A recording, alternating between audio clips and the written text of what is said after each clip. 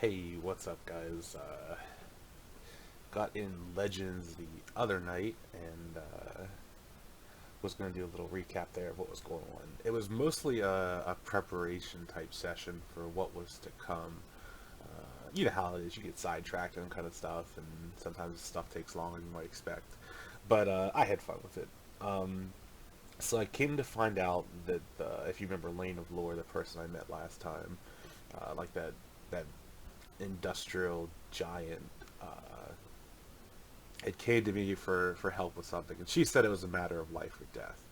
And it's like uh, that raised some red flags for me. I was like, wait, why is like this Super Saiyan? I think she's at least a 30, coming to me for something like that. And yeah, so what it turns out is there's this process that we Arcanians, or we Arcane Saiyans, know of, called shared will, but only the only people I know who know how to use it. It's part of like the Ethercraft thing.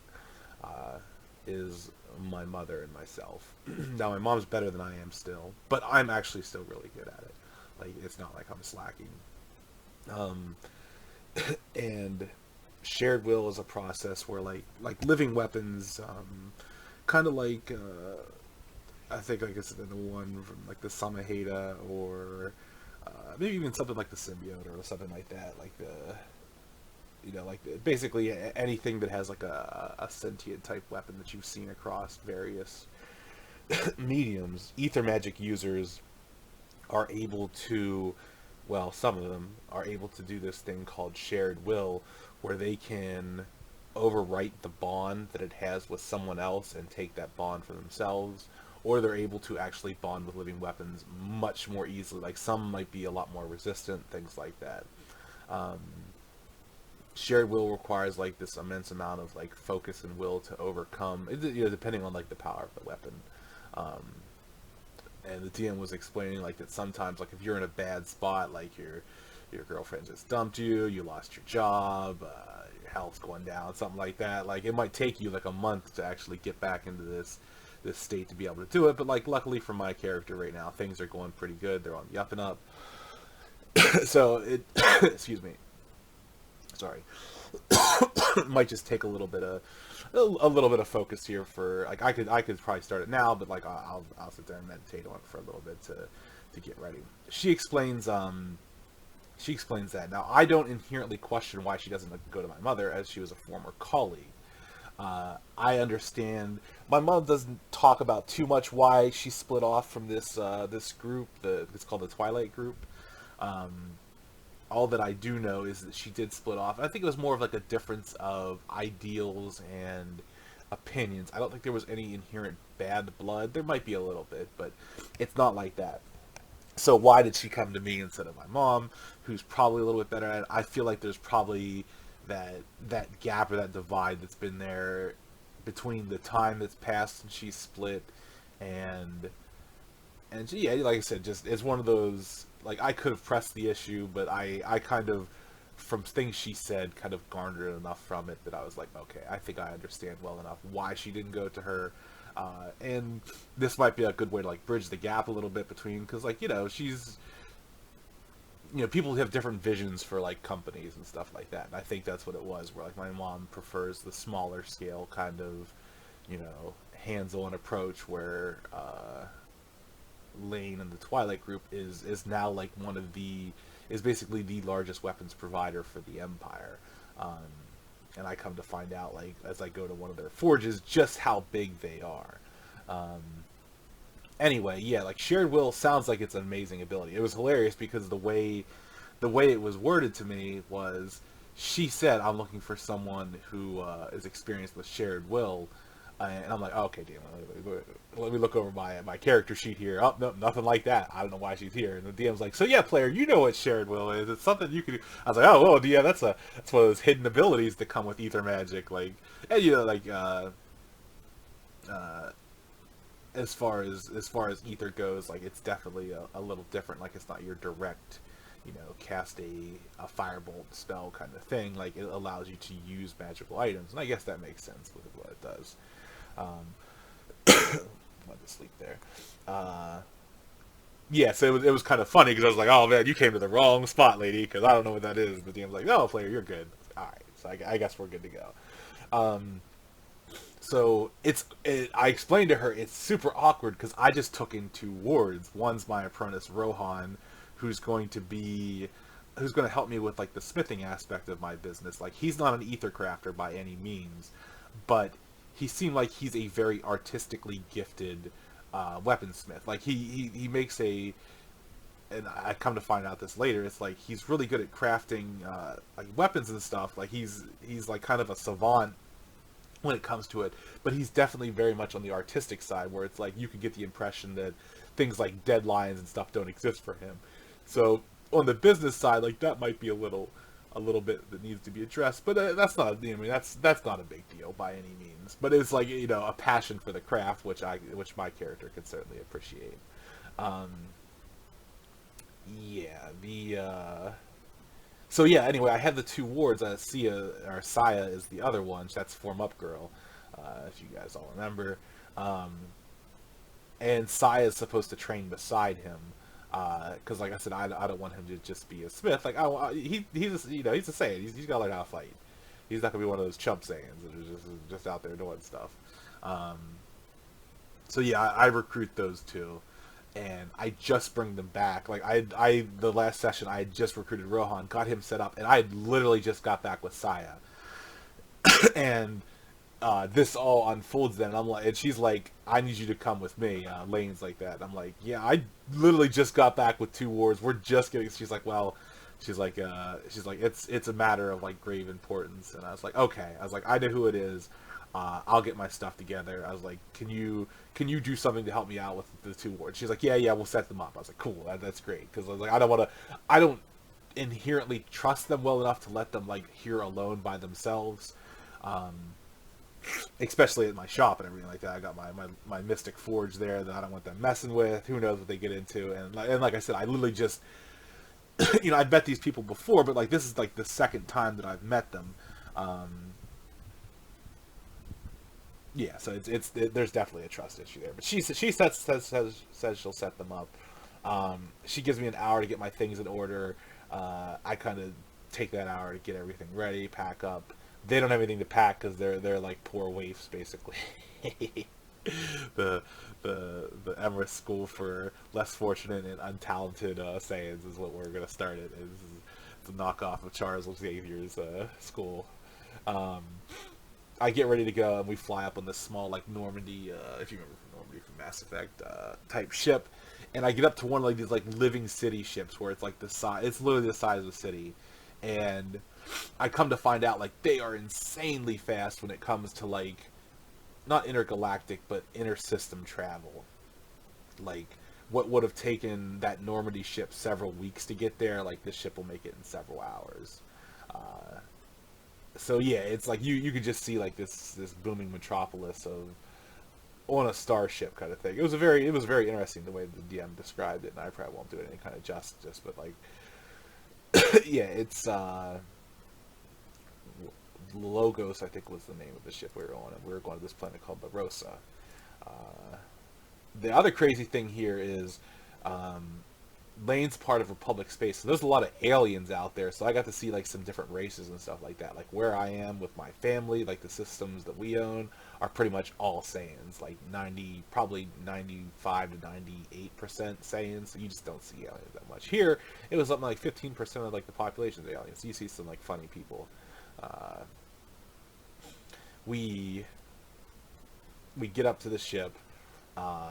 We meet some alien woman, and she takes my wards off. She like sets them up. She says, we're gonna get you guys set up. We're gonna get you some clothes.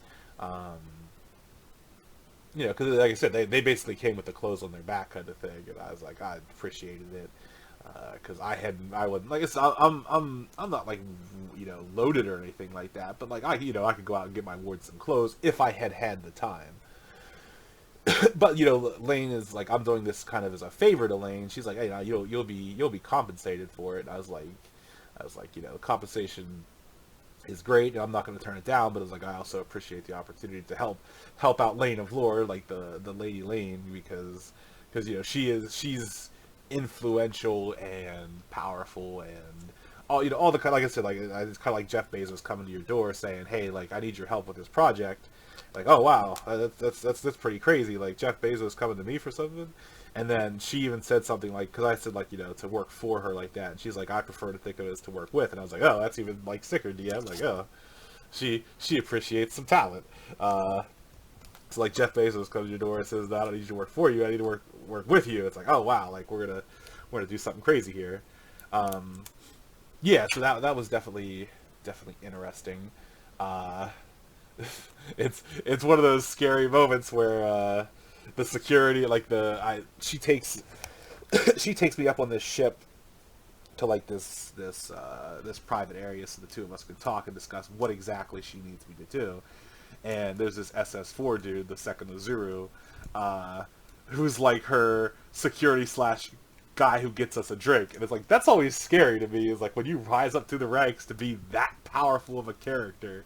You're like, what do you do? I run security and like personal assistant for this like influential person. It's like, oh, like wait, you're not out there like being a legendary warrior or anything like that. Like it's always funny when you see something like that inside of Saiyan society.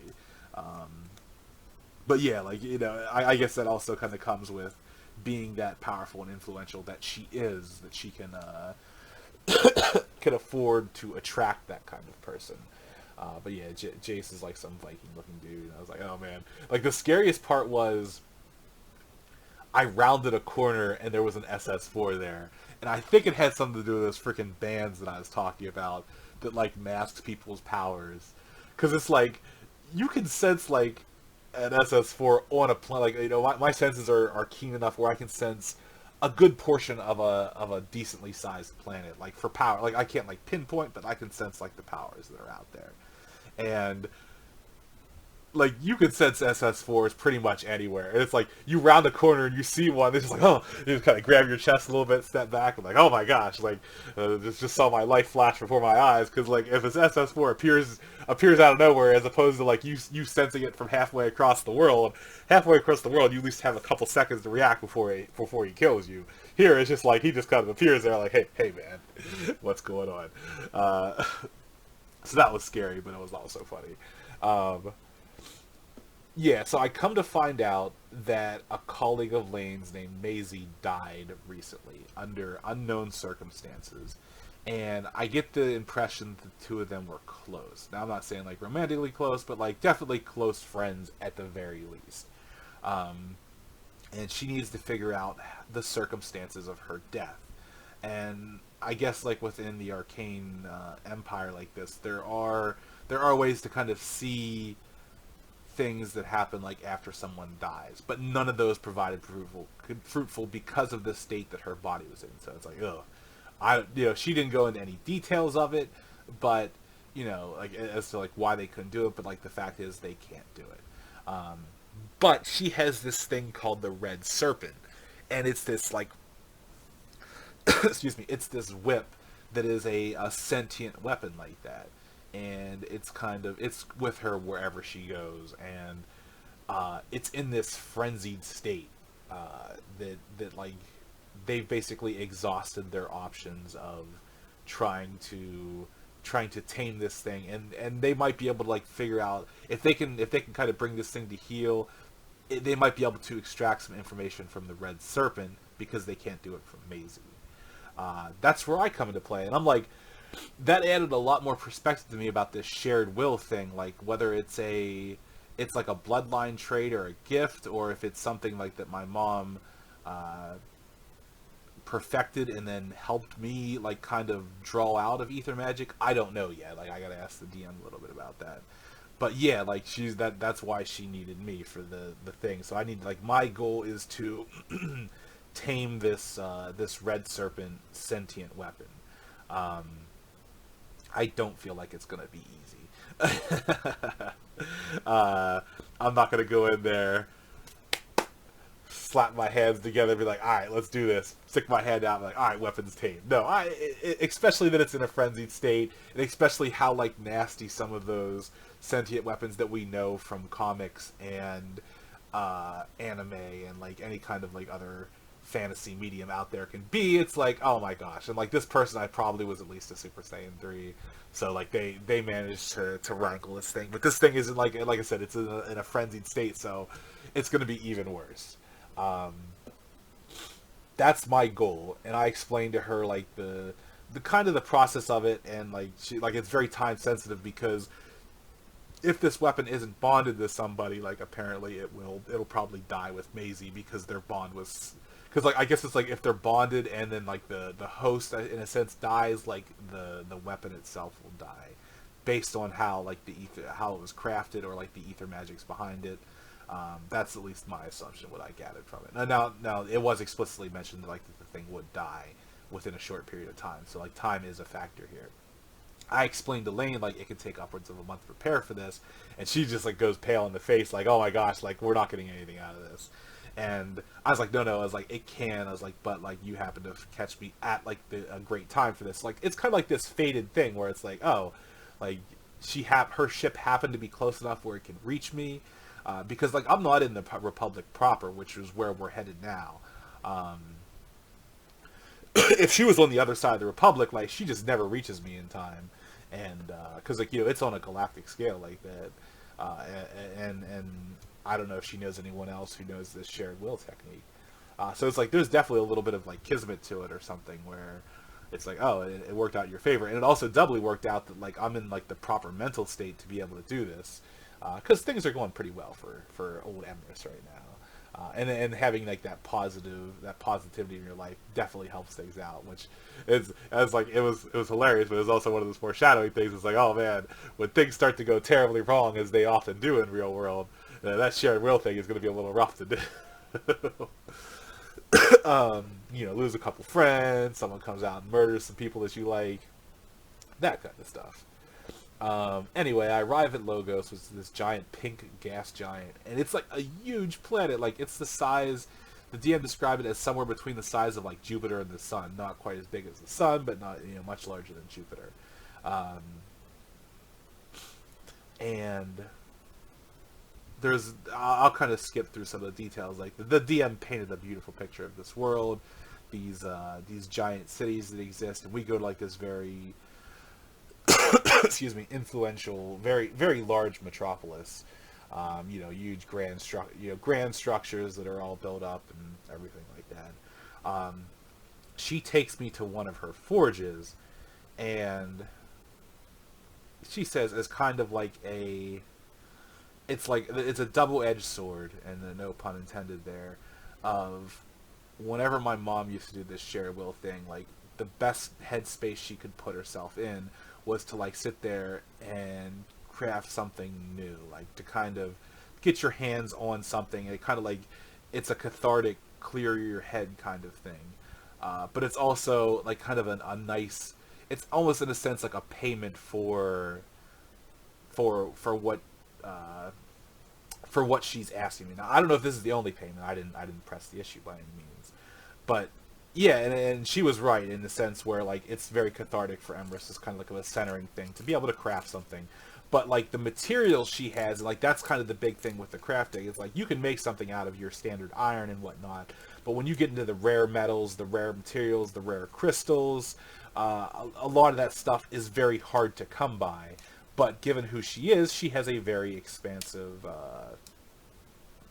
she has very expansive quantities of very high things. So it's like the items I could make were much more detailed and much more potent in the process.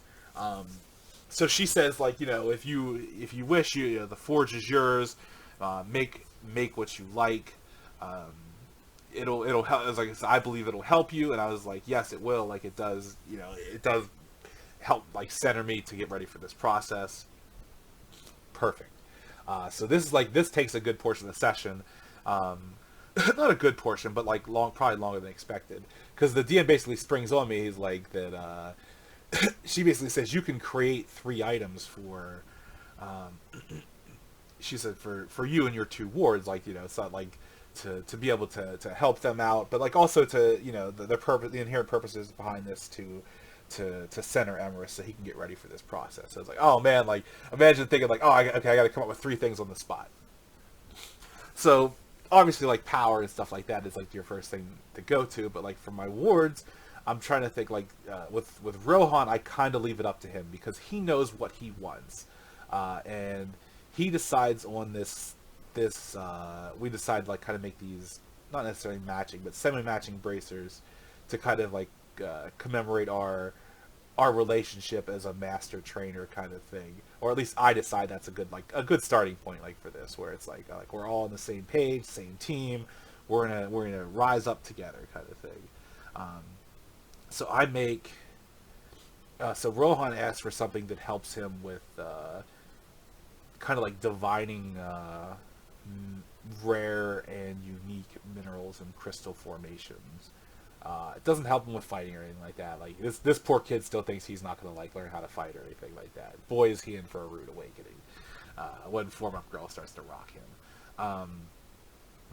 So yeah, I was like, okay, I could do that for you because like he is going to be my apprentice, and I know he's not thinking on the scope of powerful, which I'm fine with for him right now. Like the 2 people I picked are very much like an unmolded lump of clay. Like the everything that they're going to get trained, it's kind of training from scratch. So him not getting something that helps him train, but helps him with the thing that he is good at right now is like the forging, and he comes from a miner background, so like he might be able to help me procure or like be able to find rare minerals. And like the DM got into like some of the process of like the more successful miners out there. Like it's like you hear about like those different parts of society, like the and like he's part of like a miners. He's not part of a guild. Like he's like an independent kind of thing. He's more of a like one of those workers you like see at like Home Depot kind of people. But like he knows the people that are successful at it and the things that make them successful.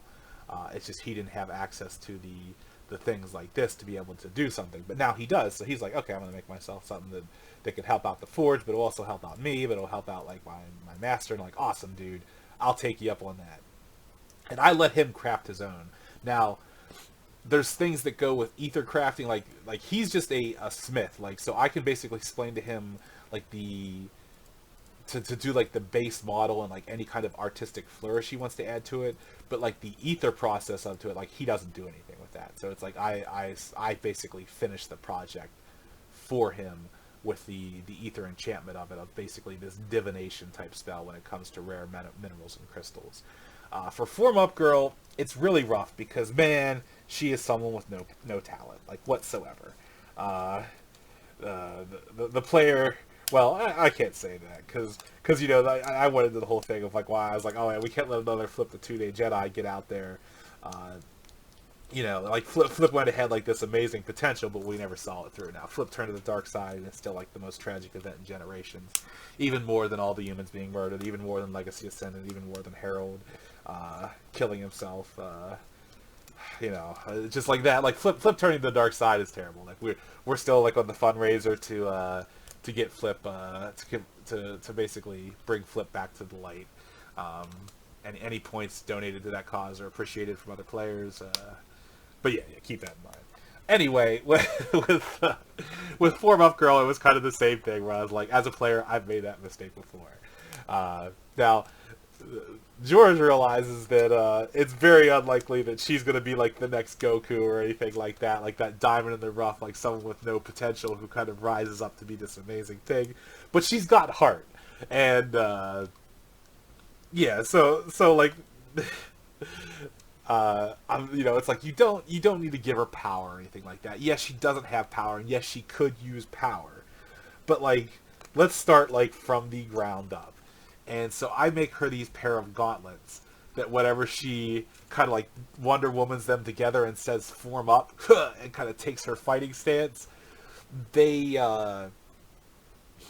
guide her form specifically when it comes to combat. Like it isolates weaknesses that she might have, openings that she might have, and like kind of guides her to better strike at opponents. Like I don't know if it like I don't think it does anything like sees openings or anything like that. It's more about her form and her perception of her form, which it's it falls under Constitution Magic, which I'm good at. Like that's one of my two schools. So it's like you're basically boosting awareness of their own personal weaknesses, and then probably boosting their strengths as well, like to be able to put together good attacks or like to spot openings. I keep saying spot openings. I never explicitly asked for that. It might not be a part of it, but it's just like it's to help her be a better fighter. And again, like I could have made her faster, I could have made her stronger. All those things are important. But like I said, when you're going like with this unmolded lump of clay, like just throwing speed at her, it didn't seem like it was the best way to go. Like I want to turn her into a good fighter first, and then we'll work on her power level. Like we know how to work on power levels. Like you basically train, you fight, you get stronger, all that kind of stuff. So that's what I make her, and I kind of like put this nice quote about like something to the I forget it because I didn't write it down. I looked at it, but it's like the like one of the most important qualities, or like the most important quality of a warrior is first courage.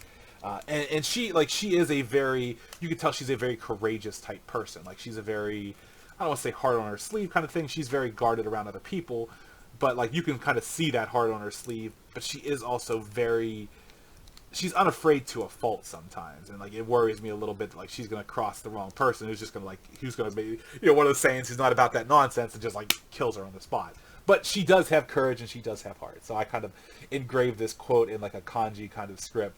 I can't remember what the Saiyan version of that is, but like yeah, and it's these very nice engraved gauntlets that she can have, and it aids her with her form and her fighting, because she very much seems like she's like a boxer type, like a fighting type. So that was what I made for my two wards. That didn't take me too long because I got to ask Rohan what he wanted, and Saya I kind of decided for, because she has no kind of experience with this kind of crafting kind of thing. For myself, that took a bit longer because I was like, oh man, DM, what do I want to do here? The possibilities are, I don't want to say endless, but it's like my strongest thing is Constitution Magic or Ether Magic. Like those are the two things I know. So like things like enchanting something with fire, I could have probably done something, but it will be weaker because I'm not a life magic user. It's teleportation's the same way. Like that's spatial magic. I have family that are experienced with that, and if I ever do something with teleportation, like I could probably bring one of them in and have them help me. But like here, like I had to focus. So like that limited down. Like okay, something with body magic. The first thing I'd said about was that technique where I was going to get like the Colossus style armor.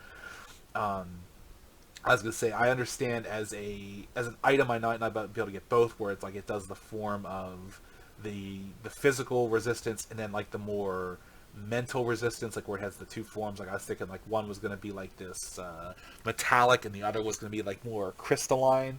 But the DM was like, yeah, that's too much for the item. I was like, cool, DM, no worries. Like for he's like you could I might be able to craft something like that, but like something that intricate I wouldn't be able to do, and especially in the time I have here. My next step is let me reach out to the elders, because that's one of my techniques. Is I have the ability to reach out to mystical beings, extraplanar beings, and as you guys know, these beings called the elders. There's a bunch of them, and Bor the Herald of Power is my personal favorite because he's like this boisterous dude who like relishes in like a flamboyant and like show offish use of power. And like Everest is like very much one of those prideful Saiyan kind of things. He comes from not necessarily a royal bloodline, but like he's highborn. So he has that very much Saiyan pride. Like the DM was telling you about like whenever we were in the Vagabond John movie at Real World Con, is like you sense like a dozen Super Saiyan 3s and like a bunch of Super Saiyan 2, or you sense a couple Super Saiyan 3 power levels out there. Some Super Saiyan 2s like, all right, DM, I fly off it. Like they're like we need to stall them and everything like that. And my dude just flares his power out, flies off, and is like, all right, I'm gonna take the fight to him. Like the fate of so much is on the line here. It's like if I'm not gonna like, if I'm gonna die like say like going out like as kind of a warrior. Like I'm not I'm not afraid to go out and face that kind of thing. Now, we all know as like a real world perspective, that's a very naive approach to it and everything like that. But, I'm also like, I'm going for that Saiyan pride thing a little bit. But like ever since Highborn too, like he's not sweet when it comes to who and what he is. Like his fighting isn't the best right now. Like his physical stats aren't as high as they could be, but his energy projection is nasty. I actually like part of me was like, do I lean in like when I do this, do I make my energy projection better, or do I make my fighting better? I actually kind of want to be a bit more of a fighter here, so I'm going to start putting stuff into being a better fighter. But I mean, like I said, I can still bang, I can still fight with people. It's just I'm not like the top of my class for like I'm not like some like Captain America of fighting or anything like that. Like like I don't have like the amazing one-on-one boxing skills, but like I can still box with people, like just based on power and in training. Like I'm very well, like that's something I learned on my planet is like I'm very well trained because of my status and everything like that when it comes to martial combat. Um, Now that, like I said, obviously, like when those gaps appear that are too wide to overcome, uh, it's a little too much. But like, I could, like I said, I can't straight up box a Super Saiyan 3 with my like speed boosts at the moment. But like, I can not get one shot and not get like instantly blacked out from fighting them a lot of times. Sometimes I will, depending on where they are in that range. But like, to be able to swing up like that is pretty nutty. Like I think like you take your average 2 or your your lower end 2 like that, and you just get rocked. You just get one shot. But like I said, Everest I feel like can fight up a little bit based on my experience so far. Um, Not always, not consistently, not to the point where I'd want to do it. But like I said, I'm still playing into that pride thing a little bit. Oh yeah. So anyway, like I'm trying to fishing around for some Constitution type magic, and I realized like as I talked to the DM about the elders, it's like okay, so I probably can't reach out the board because of the circumstance here. Like if this was to be for like some grand tournament where like all the world would be watching, like I could have probably reached out the board and been like, hey, like I need to forge a weapon in your name and I'm gonna wield it in your name and I'm gonna win this tournament in your name and everyone's gonna see it. Like then it's like, oh, like he actually might like like kind of like grant me the ability to kind of like tap into his power a little bit to craft this weapon. Not the case for what I'm looking to do right now, because it's a very like private and secretive type thing. There was an extra dimensional thing that gives you extra dimensional sight. I didn't have the necessary materials here to be able to access that, and also it's like that. This is kind of a one-off thing. Like the extra dimensional sight thing is useful, but it's not like because what I want, or it's like it's not just extra dimensional sight, but it's kind of like you can see things that are very difficult to see. And I'm thinking like, oh, like if I'm gonna help Lane of Lore, like maybe I could do this to help me in the process. But also, it's like the DM basically explained like there's certain things for certain guardians, like there's rituals you need to go through. Like you might need like a certain time of the month, like a certain phase of moons and stars to be able to accomplish this. Especially with elders, with like lesser beings, not so much. But with elders, like they're kind of like the everything people within the arcane Saiyan galaxy. So I settle on, and I say settle in air quotes because speed is everything. I settle on the Harlequin, which is I am an avatar of, and she is the avatar, and she is the like god of speed in a sense. So I make this. There's two facets that she does. She boosts speed and she boosts agility. Both are kind of like perception. Both are kind of like speed in a different way. Speed is kind of like your raw speed. You're moving from place to place, like just everything about you. Speed. Agility is more like your aerobatics, your like interpersonal movement kind of thing. So what I design is I design a gauntlet for myself, and the DM made this joke about like, oh yeah, you can make a coin that you flip and like you're out there flipping, and the joke being that like in real world we know people can snatch those things. So I was like, oh DM, like I make a coin, but I make 2 coins, and what I ended up doing is there's basically an inlay in the underside of this gauntlet that I could put these 2 coins into. The gauntlet itself doesn't do too much, but the coins, they have the 2 sides of the Harlequin mask on them, and like the one black, one white, and the white one will boost my speed, and the black one will boost my my agility. And what it is if I have them face up whatever's face up, like whenever I'm looking at, that's what boost I get when I put them in the gauntlet. And I can just hold them and get the boost, and I can give them to someone else and get the boost. So like I had to take a hit to the actual potency of the item, because like I said, it's like the more you ask an item to do, the less potency it does. Like if it's very specific, it's very potent. But what I did is, so it's like I can give someone one of these coins, and when I flip it to them, whatever side it lands on, that's what boost they get until they relinquish the coin. I thought that was kind of a cool thing. Like it's one of those ones. It's not the most practical, but you know what? We're not like I'm not Keith. I'm not out here min maxing in real world. Like I may do it in like games and stuff like that and some other aspects, but like no, like real world, we're here for some fun. We're here for some style points. So yeah, like it's one of those ones. I can be flipping the one coin, and if someone snatches it, I still have the other coin in my bracer stashed away. The DM also kind of, like, it was, I think Tamir kind of mentioned in a little downtime, is like it's funny because in real world traditionally, like we have to when we pick and make items, we have to make items that are inherent to us, whether it's like you have a set of eyes with special prowess or powers, or you have like a mystical tattoo. I think Keith was kind of the originator of that, or it's like you have and I mean I do have one because like ether magic can cover like getting tattoo and inks and stuff. But like when you think of items, like you have to think of something that just it's not easy to lose, and most importantly, it's not easy to take when you run into someone who's very, very powerful, like much more powerful than you. Like, oh, you got that nice like sword there, like let me take it. And like a lot of people will try to apply things like, okay, like I have the sword bound to me where only I can wield it, or I can basically summon it back to me, or like it kind of does a Mohinder where it's like you can like, you know, kind of, or Silver Surfer where it's like to me, you know, like to me my hammer, like in this case with like his board, you know, stuff like that. Like there's a lot of like loopholes people have to put into their weapon to make sure it just doesn't get snatched by someone when someone inevitably more powerful than them shows up and like starts to mess around with you. Emrys is kind of unique in that he can reliably, now not reliably, if he has the resources and the time, he can replace lost items or create new items. That was like the big reason I made him, is like I was like I want to make like an ether smith.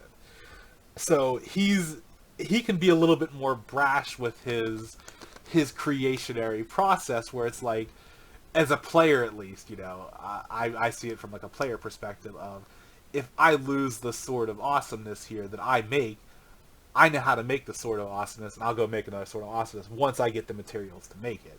Whereas everyone else is like, oh, I lost my sword. Well, now I'm -1 Sword of Awesomeness, and I got to go out there back there to this iron sword that cuts okay. So that's something that allows a little bit more freedom. I could still be smart about it, but where's the fun in that? So anyway, I craft these 2 coins. And like I said, one of the things I get to do is like I can flip them to someone else, and whatever side they catch it on, they get it a boost. Now, like I said, I can obviously place it in their hand if I want them to have speed, if I want them to have agility, I can place it in their hand.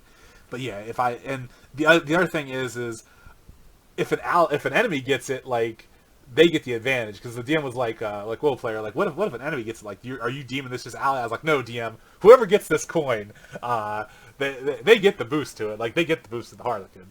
Like, screw that kind of stuff. Like, you know, again, people will be like rolling their eyes, like, why would you do that and stuff. It's like, 1, it probably affects the potency of it. 2, it's like, I don't want like these. I don't want like this. Like, it's a very cool item. Or not a very cool item. It's a decently potent item, but I don't want it to be one of those ones where like I want, like, if something befalls Everest, like that someone else could pick this up and be like, oh yeah, like we could use this here. And like that, honestly, the reason I put where allies could use it was just for real world con, like for when we get into situations, like I'm gonna basically be a little booster for Nexus here whenever he carries us through everything. I'm gonna be like I'm gonna do Harlequin speed on Nexus, and I'm gonna flip him both coins, and I'll be like, all right, you go take care of whatever like terrible thing is befalling us, and then I'm back here doing Super Saiyan 2 things. But yeah, so the anyone who kind of holds the coin can. I'm not exactly sure how it works if someone random like grabs the coin. Like maybe it's like whatever side they look at first, I think, is what boost they get. But yeah, whatever That's the two things that they boost. Now they have like they have like with a lot of ether items, they have a charge to them, so it's like you can't just leave them always on. So it's like, but I think I imagine with like ether magics and stuff like that, there is a way to like recharge them like mystically. But like the big thing is going to be finding the materials to do it. Anyway, long story, which I didn't make short at all, is I created this gauntlet with these 2 coins, so I can be like the asshole dude who's in there flipping a coin, and then someone can come and catch it and like take some of my power away. But yeah. And when they're in the gauntlet, they boost my speed, and when they, I think like the white mask is speed, the black mask is agility. I finish all that, and I kind of take the rest of the day to myself, kind of getting myself ready for what's going on. I think it's like it was going to take 2 days for Maisie's body and the Red Serpent to get here once we arrive on the planet. So like the first day, she takes me to the Forge. I didn't even get to describe the Forge because I'm already running long. The Forge is like, it's an amazing one. Like I said, I know I talked a little about the resources there. Like the size of it's incredible. It's not personal. Like they lack the tools to like make the more artistic approach to things. Like where, I could do some basic engraving and stuff, but like when I do stuff, it's like kind of like an art project, but also it's practical in the same breath. But like, yeah, you could tell it was more industrialized, more like meant for less of a personal touch and more of a mass production kind of thing. But like the potency of the materials was still there. Anyway, get to sleep and everything like that for my first night. Get up the next day. There's 2 messages, like the ones like whenever the body's expected the next day. The second one is from this unknown person that says, meet me here at this restaurant. And they don't give any details about it whatsoever. It's like, oh man, if ever there was a trap or anything like that, that's it right there. And so I call up Scylla, who's Lane of Lore, like basically is one of her personal guards, and I was like, can you look into this for me? I was like, it might be a threat to Lane in some way, like someone trying to sabotage it. I don't want to go out there and put myself at risk. Yeah.